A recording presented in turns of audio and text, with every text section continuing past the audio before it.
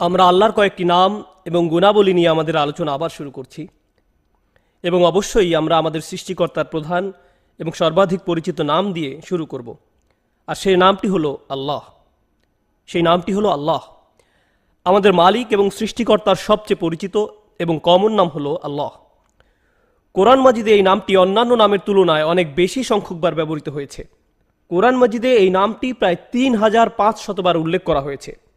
কোরআন শুরু হয়েছে এই নামটি দিয়ে, বিসমিল্লাহির রহমানির রহিম, আলহামদুলিল্লাহি রব্বিল আলামিন। কোরআনের সমাপ্তি হয়েছে এই নামটি দিয়ে, কুল আউযু বিরব্বিন নাস, মালিকিন নাস, ইলাহিন নাস।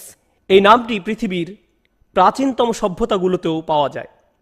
ব্যাবিলিয়নি সভ্যতার প্রাচীনতম যে পাণ্ডুলিপি পাওয়া যায় তাতে এমন এক ঈশ্বরের কথা উল্লেখ আছে যার উচ্চারণ আল্লাহ শব্দের উচ্চারণের কাছাকাছি। এই নামটি আমরা ওল্ড এবং নিউ টেস্টামেন্টেও পাই, ইল এবং ইলহিম হিসেবে। তাই এই নামটি প্রাচীন সভ্যতার মানুষদের কাছেও পরিচিত ছিল। কুরাইশদের নিকটও এই নামটি পরিচিত ছিল। বিস্ময়কর একটা ব্যাপার হলো, প্রাচীন ব্যাবিলন এবং কুরাইশদের নিকট আল্লাহ ছিলেন সকল ঈশ্বরের ঈশ্বর। তিনি ছিলেন প্রধান ঈশ্বর। তারা কখনো আল্লাহর জন্য কোনো মূর্তি তৈরি করেনি। কুরাইশরা আল্লাহকে চিনত, তারা আল্লাহর উপর বিশ্বাস স্থাপন করেছিল। ওয়ালা ইন সাআলতাহুম মান খালাকাহুম লা ইয়াকুলুন্নাল্লাহ।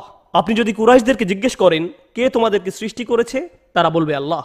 সুতরাং তারা আল্লাহর নামটি সম্পর্কে জানতো। তারা কখনো কখনো আল্লাহর উপাসনাও করত, কিন্তু তারা আল্লাহকে অনেক বেশি পবিত্র মনে করত। মোট কথা, আল্লাহ নামটি তাদের নিকট জানা ছিল। এখন আল্লাহ শব্দটির অর্থ কি, এ সম্পর্কে অনেক অনেক মতামত রয়েছে, কিন্তু সময় স্বল্পতার দরুন সবগুলো মতামত আলোচনা করা সম্ভব নয়। একটি দলের মতে আল্লাহ নামটি কোথাও থেকে উদ্গত হয়নি, এটি একটি প্রপার নাউন যার কোনো অর্থ নেই। কিন্তু এই মতটি খুবই দুর্বল। আরবি ভাষার অধিকাংশ ভাষাবিদ এবং তাফসীর কারকদের মতে প্রকৃতপক্ষে আল্লাহ শব্দের অর্থ আছে। এখন প্রশ্ন হলো, এই নামটি কি অর্থ প্রকাশ করে? এই ব্যাপারে ৬টির অধিক মতামত পাওয়া যায়। আবারও আমাদের সংক্ষেপ করতে হচ্ছে। কিছু কিছু অভিমত হচ্ছে আল্লাহ নামটি আল্লাহ শব্দটি এসেছে আলাহা ক্রিয়াপদ থেকে। আর আলাহা শব্দের অর্থ হচ্ছে রক্ষা পাওয়ার জন্য ছুটে আসা, সাহায্য পাওয়ার জন্য ছুটে আসা, কোথাও আশ্রয় পাওয়া, কোথাও অবলম্বন পাওয়া। সুতরাং এই ব্যাখ্যা অনুযায়ী আল্লাহ হলেন এমন সত্তা যার নিকট সবাই সাহায্যের জন্য ছুটে আসে। আল্লাহ হলেন এমন সত্তা যার নিকট অন্তর প্রশান্তি পায়।